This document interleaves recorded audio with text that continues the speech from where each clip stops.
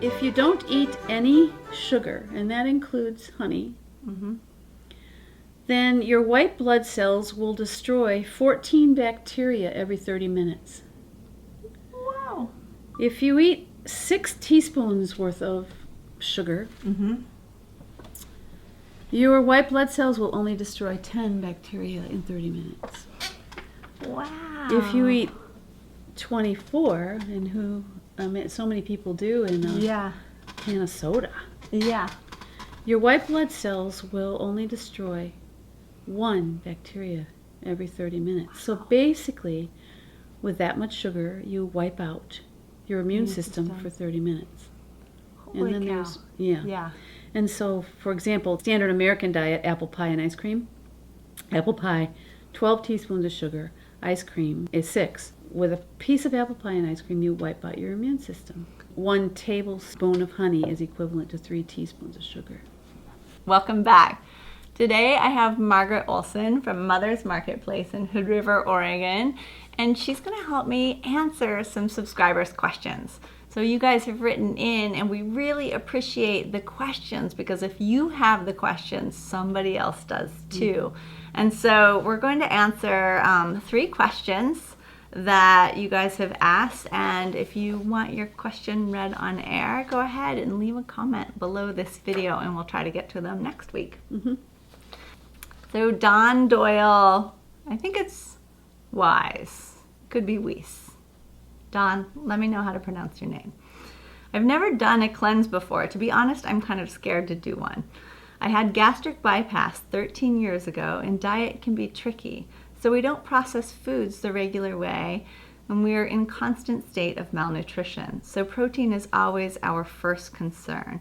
How can I make this work with a cleanse? If my blood sugars drop too low, I get very shaky. So Don, you happen to be in luck. One of my closest friends is a bariatric surgeon, and so I called him, and he gave me the name of his dietitian, and so I got to chat with her. So Brianna, a bariatric dietitian, said that yes, protein is very important. She said we do our best to really drum that home. And she goes, however, if you go with just plant-based protein for 5 days, she said that will not be a problem. And when I talked to my friend who's the bariatric doctor, he said, you want to make sure that you stay hydrated. It is the #1 important thing. So even when you're doing a cleanse and you're having liquids, hydration is still really key. And Brianna also said that she thought this would be a good idea because you're eating such pure nutrition, just nutrient-dense foods, whether it be juice or green smoothies. The volume of food is a concern for her, but she said if you have had surgery 13 years ago, you've probably stabilized your weight at this point. And so just be very vigilant and kind of watch that, was her suggestion. And I had one other little tidbit I thought I'd share, and that is regarding staying hydrated. You know, when you think about the outside of your body being dirty, you hop in the shower or bathtub and use clean water to clean up. And that's why the water drinking is so important all the time, and especially during a cleanse, is because things are moving around at a higher rate when you're cleansing, and the water is essential. Vital. You could get to feeling pretty puny. You could actually make yourself sick if you were on a cleanse of any kind and you were not drinking enough water. So just thought I'd add that in. No, it's very important. And when I talked to the doctor, he's like, hydration, hydration, Yes. hydration. And also, she said just the nutrient density and the whole approach to eating plant-based is such a good idea that she said she might even join us. Oh, well, fun. That sounds great. Thank you, Brianna. I appreciate your expertise. Yes. And another question came in today from Tony Hayden.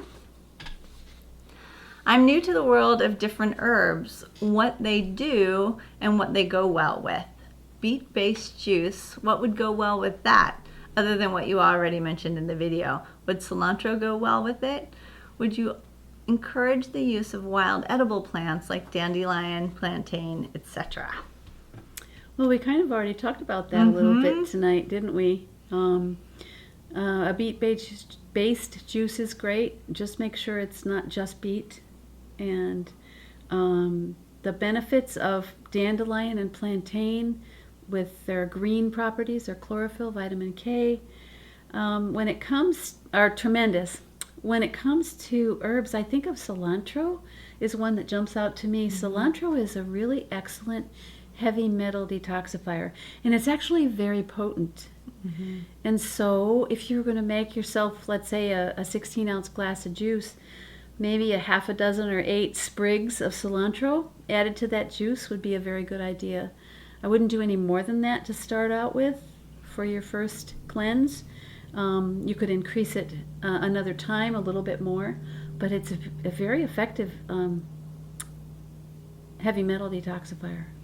And I'll second that. The other day I did a juice for Glenn and I put a half a bunch of cilantro and I was like, whoa. Sorry, honey. It was like drinking a really bad salsa. so go easy. But I do think beets are so strong and they're so sweet that I think those two flavors would play off of each other well. So last week we had a subscriber, Maria Roqueta, and she wrote in asking about chronic constipation.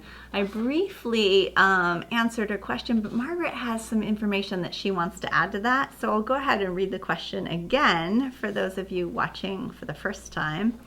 Great idea, Fresh Pea. Cleanse is so important due to the high levels of toxins we absorb daily from all angles. I want to hear what Margaret thinks or suggests for enemas. I suffer from chronic constipation, and enemas are extremely helpful to me. Does Margaret have any herbal favorite enemas? How about organic coffee enemas? Please address them all. And as I got to thinking about you, Maria, this last week, since our last recording, I thought I just wanted to go a little bit deeper into answering your question because so many people are in the same boat that you're in. I don't think I or we said this last week, but I'm certainly not opposed to enemas. What we talked about last week was the best route is the natural route for eliminating toxins. So we talked about water, and we talked about flushing with a combination of vitamin C powder and water. It was 15 to 20,000 milligrams of vitamin C powder in water. I've used this method many times on my own self and recommended it to others. 1 quart of warm water with that in it, and that's a good flush. But you know, that only addresses the moment and the issue for that day, and we want to look closer. We want to look at why people have issues with chronic constipation. There's a lot of reasons, and I don't begin to be an authority on the answers to that, but I do have some suggestions. One, be careful with use of enemas too much because there's a peristaltic action that goes on in your colon, just kind of like that all the time. And you want that peristalsis to continue. If you force flush very often with an enema or the vitamin C or colonics, not so much colonics perhaps because they're a more rare process that you might use, the peristaltic action wanes because it isn't needed because you've already flushed everything out. And so you want that peristaltic action. That means you need plenty of fiber, you need to drink plenty of water, and you need to let the body do its own work. If you've had chronic constipation, which you've said you have for a long time, we need to look at why. Food allergies, possibly. Sometimes people have chronic constipation because of a lot of stress in their lives, and so you need to go to work on that and get some help on that.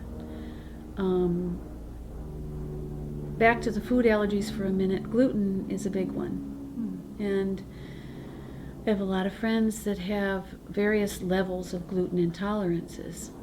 Some can take in little, others can't even be in the same room with it. So if you haven't already researched that, I would research that. Dairy is another one. Yes. Dairy products, specifically milk, is extremely constipating. And so, I mean, I've been a vegan for 30 years now, so I would recommend not to use dairy products anyway, but sometimes for some folks, the dairy products are a pretty heavy part of their diet, and it's kind of a scary thing to think about not having any of it. Sometimes you can think there isn't anything else to eat besides what you've been eating. So I think, you know, a 1 to 5 day cleanse would be a good window of time just to check that out.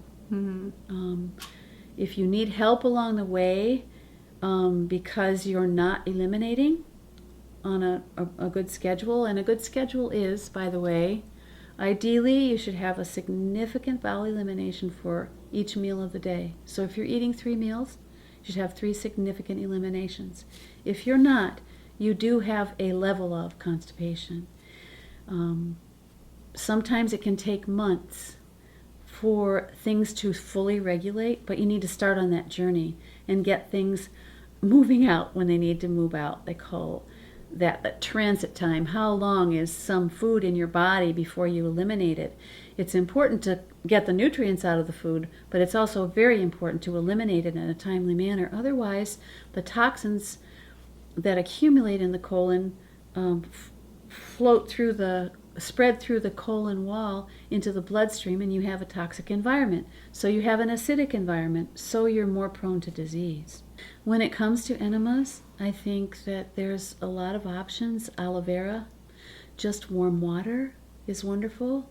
A little bit of garlic blended in the water and then strained well out before it's put in the enema bag can be wonderful. Coffee enemas were a subject at Mother's just today. And personally, my opinion is that if you're trying to cleanse your body, why would you want to put something that tends to be toxic into your body in order to cleanse your body? So my position on a coffee enema is I would stay away from it. If for some reason there was some kind of a life-death situation, which I suppose is possible, you need to have some help, some supervisory help, if you're going to go that route.